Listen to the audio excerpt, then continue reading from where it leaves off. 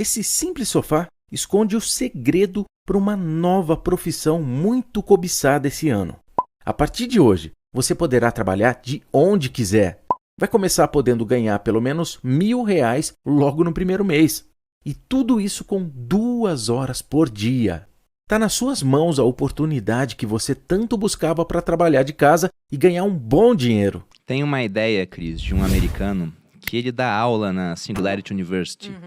É o Peter Diamandis. Eu estou falando sobre o nome dele da maneira correta. O Walter Longo já me corrigiu uma vez aqui, mas depois eu vi os outros caras falando assim também.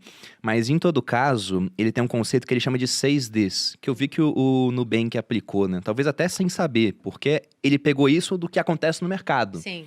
Ele fala que o primeiro D é de tornar um processo que ele é muito físico, muito material, digital. E o segundo D seria uma decepção, porque o digital no começo não está igual ao material, nem todo mundo se adapta. Só que depois da decepção, como o digital melhora muito rápido, vem a disrupção. Então eu imagino, por exemplo, os grandes bancos olhando para vocês no começo. Olha, os caras são digitais. Aí vem o segundo D, eles não são uma ameaça. Até que uma hora vocês viram uma ameaça, que é a disrupção. Sem Depois da dúvida. disrupção, vocês, como não tem uma base física, conseguem desmaterializar o negócio, desmonetizar, deixar tudo mais barato e, por fim, democratizar. Quando que os grandes bancos viram esse pessoal aqui que a gente achou que era doido, eles não são doidos? Quando que você falou Ferrou. assim, agora eles descobriram a gente como uma ameaça? Eu não sei dizer, assim, exatamente, foi em fevereiro de, né? Não, claro. Mas Sabe, durante... um marco temporal na sua cabeça. Conseguimos. Assim, mas durante muito tempo... Não, mas conseguimos ao contrário, né? Porque a gente tava muito querendo ficar embaixo do radar, né? Tipo assim, a gente queria o contrário. A gente tava felizão, assim, que ninguém tava prestando atenção, sabe? Porque no começo era isso. Tipo, eles olhavam e falavam assim, mas, esse cartão, ninguém vai querer esse troço. Não tem nem ponto. Não tem cartão adicional, não tem não sei o quê. E, de fato, não tinha muita coisa. Mas tinha outras coisas que eles não valorizavam, né? E que os clientes passaram a valorizar. Que os clientes nem sabiam que sequer era possível, né? Então, assim, a gente torcia para ficar o máximo, tipo assim, a gente ficava bem quietinho, Comendo né? quieto, Tipo, né? nossa, a última coisa que a gente queria era a turma justamente levando a gente a sério e querendo reagir, né? Mas já tem alguns anos, eu acho que a gente vê o mercado todo avançou bastante do ponto de vista digital, todo mundo correndo para melhorar os seus aplicativos, né? Alguns bancos tradicionais lançaram os seus bancos digitais, né? Mas é difícil, assim, não é por falta de querer, né? Eles têm, o que eu estava falando, tecnologia, legado, né? Aí você fala assim, melhorei meu aplicativo. Tá bom, mas o sistema que está por trás é o mesmo da década de 80, lá programado em COBOL, colega, sabe? Assim, tipo, a base de dados continua um macarrão ali, um negócio, né, cheio de fita crepe e band-aid, entendeu? Então é difícil oferecer uma experiência realmente boa, né? Mas pra gente, sei lá, acho que nos últimos anos a gente viu, de fato, assim, bastante reação. Mas, o que eu falo, o cliente vota com o bolso, né? Eu tenho no meu imaginário que sempre que as pessoas percebem a sua potência, elas meio que tentam copiar de alguma forma. Eu acho que teve um pouco disso, né? Acho que a gente vê quando os bancos começaram a querer tornar digital, fazer Sim. coisas parecidas, né? Tirar as tarifas. Eu acho que foi bem por aí. Deve ter sido o quê? Uns 4 anos? Bom, hoje o que mais tem é banco digital. Se eu bater o carro numa árvore, cai uns 4. Só que Porque tá surgindo pra caramba. Mas Você abre a vocês geladeira, desbravaram. Tem alguém te oferecendo, né? Uma Pois conta tem digital. um anúncio ali, né? Conta taxa zero, cartão. Mas vocês desbravaram esse caminho. Mas então, eu só finalizando, mas copiar é muito difícil, porque você tem que fazer e oferecer um serviço muito incrível. Eu diria que copiar é mais fácil do que criar. Sim, com certeza. Eu vejo isso do Materializa, eu tenho um programa de hábitos e tal. E tem muita gente que tenta fazer igual. Só que é muito difícil fornecer tudo que eu forneço, porque dá trabalho pra caramba, né? É isso aí. E aí eu fico imaginando que basicamente com tudo é assim. Então, pra você copiar, não é só copiar, é porque dá trabalho. Você tem que estar lá, você tem que também ter menos lucros, talvez, né? Certamente. Abrir mão de muita coisa. Copiar pode ser difícil, mas criar é muito mais difícil. Com porque já tem uma certeza. base Não, depois, com né? certeza. A gente até Com pode certeza. falar que a cópia é um elogio sincero. E muita gente foi na esteira do Nubank depois que vocês criaram.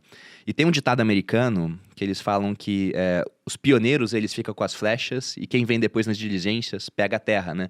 Pioneers get the arrows, sellers get the land, alguma coisa assim. E no começo vocês eram azarão, lutando contra os grandes bancos. Hoje, vocês são... Lógico que isso muda todo dia, e quando sair o podcast talvez já tenha mudado, mas atualmente vocês são a maior instituição financeira da América Latina. Agora não tem um pessoal que está começando a atacar vocês. Eu já vi até alguns já ataques. Só que o mais interessante é que quando tem os ataques, eu vou nos comentários e tem os clientes defendendo vocês. É sempre Eu nunca consegui um cartão de crédito, até o Nubank me dá um, não sei o quê. Então é muito bacana essa relação. Mas você viu que mudou, né? Vocês eram antes o azarão e agora vocês são a instituição a ser batida. Foi uma mudança, a gente viu, assim, até um pouco em alguns ângulos da cobertura que a gente tem, né? Porque como a gente acabou crescendo, agora as pessoas... o legal é achar defeito, né? Tipo, e óbvio que a gente tem, né? Assim, nenhuma empresa é perfeita, toda empresa tem problemas, mas o que eu falo é que o que define uma empresa não é ela ter ou não ter problemas, todas têm. É como ela lida com esses problemas, né? Como que ela honra os compromissos dela, enfim. E por isso que a gente vê, mesmo quando a gente vê algumas dessas críticas, que, enfim, podem ser mais bem embasadas ou muitas vezes completamente infundadas, mas os clientes estão ali defendendo, né? Isso é muito, muito bonito de ver. Porque justamente quem está ali de verdade, né, no dia a dia, sendo nosso cliente, sabe da diferença, né? Então, é muito fácil olhar de fora e criticar. E essa história de crítica, gente, assim, tem duas coisas que eu sempre procuro me lembrar, né? A primeira é a seguinte: o único jeito de você não ter crítica nenhuma, de você não receber nenhuma crítica, é você não fazer nada, né? Aí você realmente ninguém vai te criticar. Mas também E você não pior vai que fazer porra nenhuma. vão criticar ainda. Porque você não Fulano faz. não faz nada. Vão criticar, nem assim, nem assim. Sei lá, de repente você tá ali meio planta, né? Do tipo assim, o pessoal nem te vê, né? De repente, né? E a outra coisa, assim, em geral, cara, quem tá te criticando, você nunca vai ser criticado por alguém que faz mais ou melhor do que você. É só quem faz menos ou pior. O cara tá preocupado em fazer o dele, né? Quem tem quem tempo é pra melhor isso. que você não vai se dar o trabalho, entendeu? Tem mais o que fazer. Então, sempre que vem uma dessa, eu falo, cara... Tem um conceito do Nietzsche, né? Um filósofo, onde ele fala que, basicamente, você tem dois tipos de pessoas, as ativas e as reativas. Ele fala que as ativas são aqueles caras que têm a chamada vontade de potência, que ele fala, né? O cara vai lá e ele abre uma empresa. Ele quer que a empresa dele, que hoje vale 1 milhão, valha 2, 3, 4, 5, 6 bilhão. Se ele tem 5 mil clientes, ele quer ter 10, 15, 20, 30. Ele quer crescer. E tem o cara reativo, que precisa do ativo para viver. O reativo, ele fica o tempo todo criticando o ativo, então a existência dele se baseia em algo que outras pessoas fazem. E aí ele fala o seguinte, que enquanto o ativo ele só quer crescer, o reativo ele quer tolir o crescimento do ativo. Fala, não, esse cara não pode fazer isso. Então ele diz até que as regras morais, a maior parte delas, foi criada por pessoas reativas.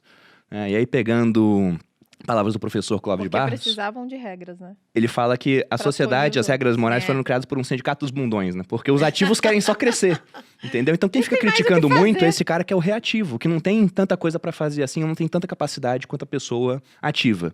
Ó, Mas- aí fica Se aí, eu estivesse construindo alguma coisa, eu não estava preocupado, né? Não Exatamente, tinha tempo pra fazer isso. é esse o termo. fica É isso aí aí. a pergunta, quem é você, né? Se você tá preocupado com o outro, Se você lógico que Fica não é enchendo puro, o né? saco do Todo mundo é um outro. pouco ativo e um pouco reativo no final das contas. Mas o ativo tá muito mais preocupado em fazer o dele do que reagir ao que os outros estão fazendo.